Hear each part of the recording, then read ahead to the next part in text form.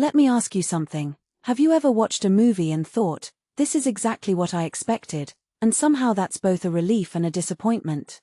That's how I felt watching PAW Patrol, the Dino Movie. It's like the franchise has perfected the art of being precisely what it needs to be: predictable, colorful, and utterly safe. But here's the thing, that predictability isn't a flaw. It's a masterclass in understanding its audience. You know what? I think that's actually genius. When you're targeting kids under 8, you don't need innovation. You need repetition. The same way a toddler learns to walk by falling over again and again, these movies work because they're built on the same formula that's worked for years. And honestly, it's kind of admirable how they've managed to keep it fresh without breaking the mold. Now, let's talk about Mayor Humdinger. The guy's a cartoon villain, but there's something oddly relatable about him. He's the anti-hero of the franchise, right? He's the one who's always causing trouble, but in this movie, he's like, wait, PAW Patrol? Are they still a thing? And then he admits he can't remember their names. Oh my god, that's not just funny, it's a meta-commentary on the franchise itself. There are so many pups, so many missions, so many movies. It's like the PAW Patrol universe has expanded so much that even the villain is confused. What does that say about the brand?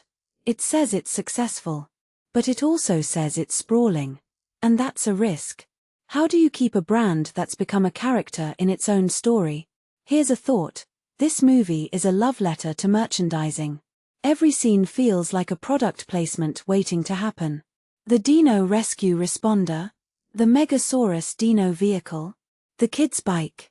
I'm not just saying this because I've seen the Amazon listings. I'm saying it because the movie doesn't just tell a story, it sells a lifestyle. And that's wild.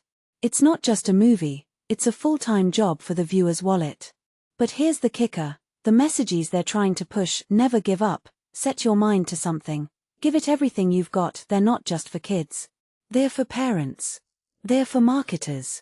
They're for anyone who needs a reminder that perseverance is a sellable concept. It's like Tony Robbins wrote the script, but with dinosaurs. And let's not forget the voice cast. Snoop Dogg as a fisherman, Terry Crews as an explosives expert, Jennifer Hudson in a supporting role. This isn't just a movie, it's a who's who of pop culture cameos. But what's fascinating is how they're using these names to bridge generational gaps. Parents might recognize Snoop Dogg, kids might recognize Bill Nye. It's a deliberate strategy to make the movie feel like a shared experience. But here's the catch, it's also a bit of a stretch. How many parents are going to explain to their kids that Paris Hilton is a voice actor and not just a celebrity? It's a gamble, but I think it works. It turns the movie into a cultural event, not just a cartoon.